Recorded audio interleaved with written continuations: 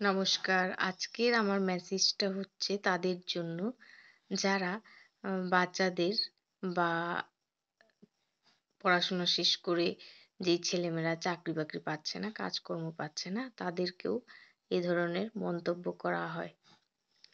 যেমন ছেলেমেয়েদের ছোটকাল থেকে বলা হয়, "তোর পেছনে এত টাকা খরচ করা হচ্ছে, পড়াশোনা, টিউশন ফি, খাওয়া-দাওয়া, হ্যান-ত্যান" এইসব নিয়ে কথা শোনানো, খোঁটা দেওয়া হয়। নরমাল হয়ে চলেছে। তো এমনকি বেকার হয়ে গেলে অনেক পড়াশোনা করেও বেকার বসে আছে। উম যোগ্যতা অনুযায়ী কাজ পাচ্ছে না।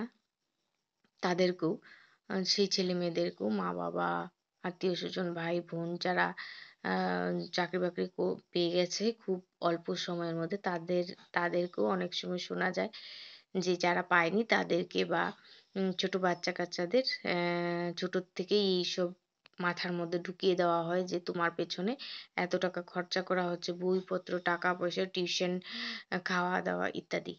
এইসব নিয়ে বাচ্চাদের মাথায় এই চিন্তাধারাগুলো মাথায় ঢুকিয়ে দিয়ে মা-বাবারা, টিচাররা এবং আমাদের আশেপাশের মানুষজন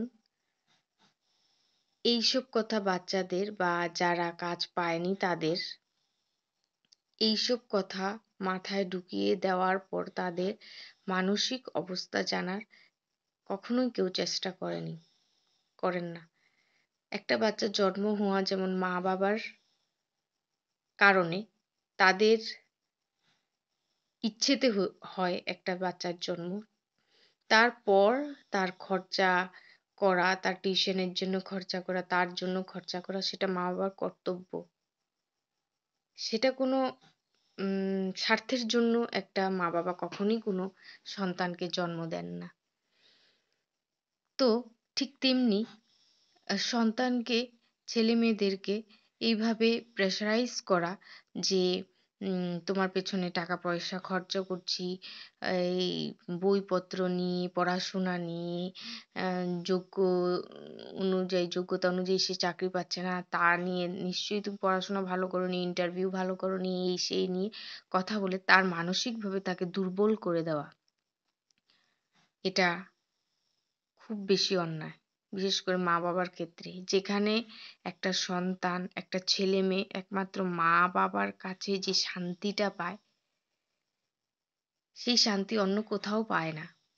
সেটা যদি তৎক্ষণাৎ যখন তারা তাদের মা-বাবার কাছে এই ধরনের মন্তব্য শোনার পর একটা ছেলে-মেয়ের মনের অবস্থা কেমন হয় সেটা বলে বোঝানো সম্ভব নয়। তাই আমি সবার কাছে অনুরোধ করছি এই ধরনের কথা বলে নিজের সন্তানদের মানসিক অসুস্থতার কারণ হবেন না। ডিপ্রেশনে চলে যায় এইরকম আ ভালো, ভালো স্টুডেন্টরা, ভালো, ভালো যোগ্য ছেলেমেয়েরা ডিপ্রেশনে চলে যায় তারা কাজ পাচ্ছে না বা পায় না বলে। তাদেরকে টেনশন না দিয়ে, তাদেরকে খোঁটা না দিয়ে তাদেরকে সময় দিন, বোঝার চেষ্টা করুন। দয়া করে। আমার কথাগুলো জ্ঞান মনে হবে অনেকেরই। কিন্তু জ্ঞান হলে হ্যাঁ, জ্ঞান। আমি অনেক ক্ষেত্রে অনেক কিছু দেখে, শুনে, বুঝে নিজের এক্সপেরিয়েন্স থেকে আমি বলছি।